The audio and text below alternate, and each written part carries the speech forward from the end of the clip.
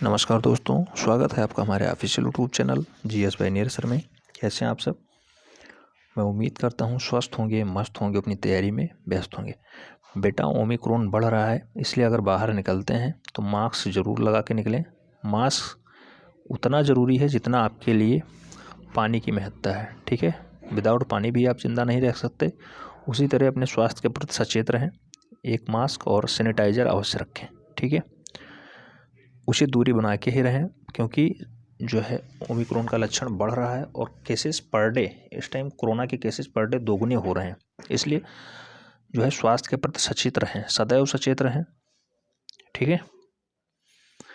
आज का ये वीडियो प्राविधिक कला से संबंधित है। जो लोग इस बार रजिस्ट्रेशन कराए हैं प्राविधिक कला के पेपर देने के लिए, तो बेटा पेपर पे हम लोग चर्चा करेंगे। पेपर होगा कि नहीं होगा, होगा तो कब होगा, क्या सिलेबस इस बार भी कम किया जाएगा, परीक्षा कार्यक्रम कब होगा, कब तक संभावित है परीक्षा तिथि, तो इन सारे तथ्यों पे हम लोग बात करेंगे।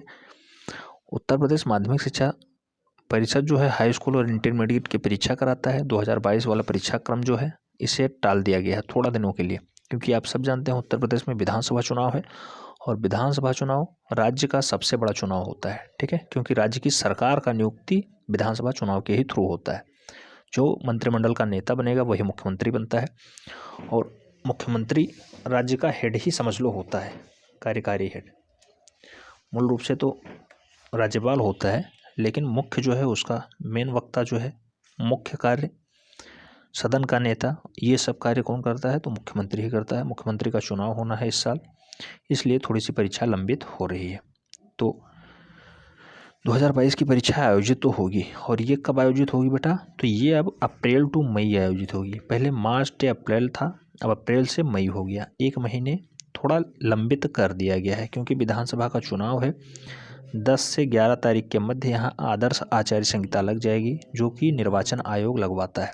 और निर्वाचन आयोग इसलिए लगवाता है कि राज्य में शुचितापूर्ण जो है पारदर्शी तरीके से विधानसभा चुनाव कंप्लीट हो चुके, ठीक है। तो इस पे खास नज़र, पैनी नज़र रखने के लिए वो आदर्श आचार संहिता लगवा देता है। इसीलिए जो है राज्य में कोई भी भर्ती प्रक्रिया नहीं हो पाती है, ना ही कोई एग्ज़ाम हो पाता है, और ना ही कोई नया नोटिफिकेशन आता है कि कोई नई भर्ती भी आ जाए, नया नोटिफिकेशन आ जाए, कोई फॉर्म सबमिट करे। तो इन सब पे तीखी नज़र रखने के लिए आदर्श आचार संहिता का प्रावधान किया गया है भारतीय संविधान में।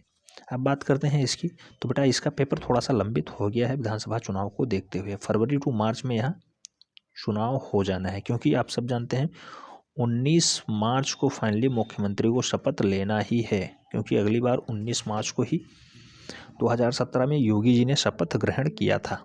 तो 5 साल के लिए होता है, इसमें कुछ भी लंबित नहीं हो पाएगा, उससे पहले पहले सब कुछ हो जाना है। काश निर्वाचन आयोग की तरह कोई पेपर कराने वाला भी आयोग हो जाता, जो राइट टाइम सब कुछ काम करवाता। जितनी भी नई भर्तियां होती उनके लिए एक आयोग गठित हो जाता, और राइट टाइम जैसे निर्वाचन आयोग होता है कि फला फला फला डेट में आ जाएगा। जैसे यहाँ पे 24 करोड़ की जनसंख्या, 24 करोड़ लोगों का चयन करके फाइनली एक योग्य नेता दे देना, और उसका रिजल्ट मुश्किल से 45 दिन के अंदर अंदर आ जाएगा। सोचिए, पेपर भी होना है, पेपर मतलब वोटिंग भी होना है, वोटिंग निष्पक्षता पूर्ण होनी है, साथ ही साथ विभिन्न पार्टियां लड़ेंगी इसमें, 10 से 12 टाइप की पार्टियां होंगी। जनता भी कंफ्यूज होगी, इनको भी समझ लो प्रोत्साहन दिया जाता है, सचेत किया जाता है कौन सी पार्टी आपके लिए लाभकारक है, कौन सी पार्टी हानिकारक है।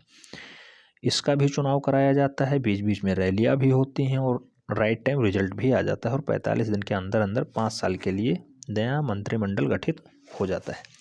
खास इसी तरह से रोजगार पे भी कुछ होता तो आज खास नज़र पड़ती, और इतनी रोजगारी जो बेरोजगारी है ये नहीं रहती, ठीक है। कोई पकौड़ा बेचने को तैयार नहीं होता। उम्मीद करते हैं ऐसा हो सकता है, सरकारें बदलेंगी तो हो सकता है कुछ ना कुछ प्रभाव पड़े। अगर बात करते हैं परीक्षा की बेटा, फरवरी मार्च में पहले चुनाव होगा, उसके बाद 1 महीने बाद आपकी परीक्षा अप्रैल से मई में बता दी गई है कि परीक्षा होगी। इस बार रजिस्ट्रेशन की अगर बात करते हैं, 55 लाख अभ्यर्थी इसमें रजिस्ट्रेशन किए हैं। परीक्षार्थियों की संख्या हर बार यहाँ ऐसे ही रहती है, 56-58 लाख हर साल रहते हैं। आप डाटा देख सकते हैं प्रीवियस के। अगर बात करते हैं बोर्ड परीक्षा की, तो बोर्ड परीक्षा का पाठ्यक्रम इस बार भी 30% घटा दिया गया है, 30% घटा दिया गया है। तो हम लोग जो तैयारी कर रहे हैं बेटा, 100% पे कर रहे हैं। 30% कौन कौन सा सिलेबस हटाया गया है उस पर हम फोकस कर लेंगे लास्ट में जब मॉडल पेपर सॉल्व करेंगे तब, और उससे आपको बहुत ज़्यादा बेनिफिट होगा। क्योंकि मैं जो कहता हूँ कि 90/100 लाना है, तो 90/100 तभी संभव है जब आप ढंग से बताए गए दिशा निर्देशों का पालन करेंगे तभी।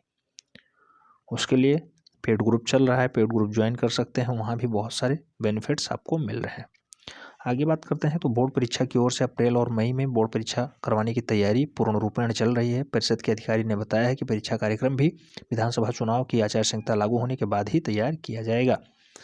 परीक्षा का कार्यक्रम जारी करते समय कोरोना संक्रमण की भी विशेष स्थिति का आकलन किया जाएगा कि क्या स्थिति है, उसी के अनुरूप ही पेपर कराने के लिए विचार विमर्श किया जाएगा। ठीक है, तो ये सारे मामले थे। संक्रमण थोड़ा बढ़ रहे हैं, इसीलिए मैं पुनः कहता हूँ मास्क बेटा जरूर लगाइए, सैनिटाइजर का प्रयोग करिए, अगर किसी से मिलते हैं तो सैनिटाइजर जरूर लगाइए। ठीक है, तो ये था परीक्षा कार्यक्रम से संबंधित कुछ महत्वपूर्ण उपदेश जो कि मार्च टू अप्रैल होना था, अब अप्रैल टू मई हो गया है। तो आप सब अपनी तैयारी मेंटेन करें। कुछ लोग सोच रहे होंगे ओमिक्रॉन आ गया है प्रमोट हो जाएंगे। बेटा प्रमोट होने का चांसेस 10% है, ये समझ लीजिए। 90% चांसेस बन रहे हैं कि फाइनली पेपर होगा। तो इसलिए आप पेपर पे फोकस करिए, ना कि एक्स्ट्रा बोनस पे। ठीक है, प्रमोट होना मतलब बोनस ही है, आपके सर्टिफिकेट में साफ साफ लिख के आएगा। इसलिए ऐसा है कि आप अपना कर्म करिए और कर्म के अनुसार ही आपको फल मिलता है। तभी मैं कहता हूँ 90/100 तभी संभव है जब आप नियमित मेहनत करेंगे, पेपर के साथ 100% देंगे पेपर के साथ, तभी आपका फाइनली एक योग्य रिजल्ट आएगा।